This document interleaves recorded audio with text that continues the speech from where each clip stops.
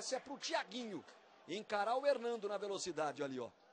Puxou pra dentro, bateu pro gol, desvio do Schwenk! Gol!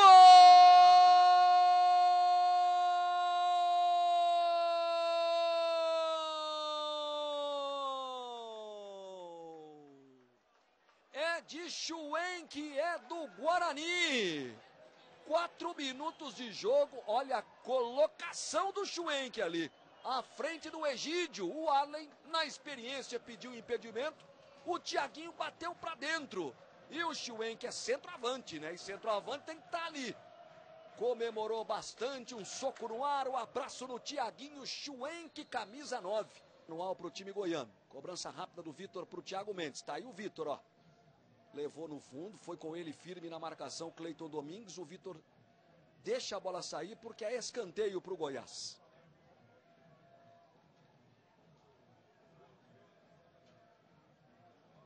Aí posicionamento dos jogadores bugrinos ali dentro da área.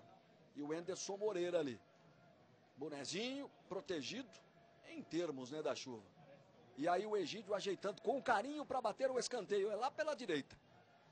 Veja aí Ramon na área, Valmir Lucas, Amaral, levantamento, bola perigosa na primeira trave.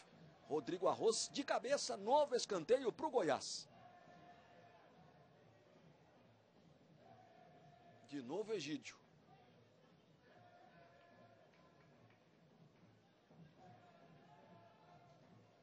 Tá autorizado.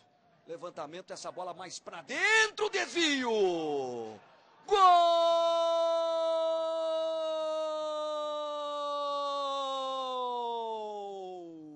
É de Amaral, é do Goiás que empata o jogo no brinco. Ele é bom demais nessa bola pelo alto, camisa 5, Amaral. O Egídio cobrou na bola venenosa, o Emerson foi. O Amaral antecipou-se ao Ademir Sopa e deu uma casquinha para o fundo do gol. Amaral, camisa 5, empata para o Goiás aqui no brinco. E essa eu tive a impressão que bateu por último no jogador do Guarani. E agora a bola saiu, a devolução errada do Juninho para o Bruno Recife. 40 do segundo tempo. Guarani 1-1 também para o Goiás, 11ª rodada, Série B do Campeonato Brasileiro para você aqui no Premier FC.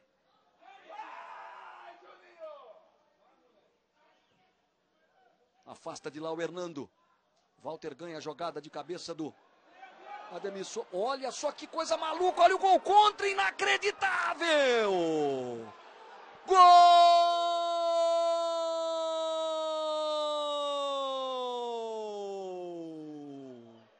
Um gol contra inacreditável aqui em Campinas. É do Goiás.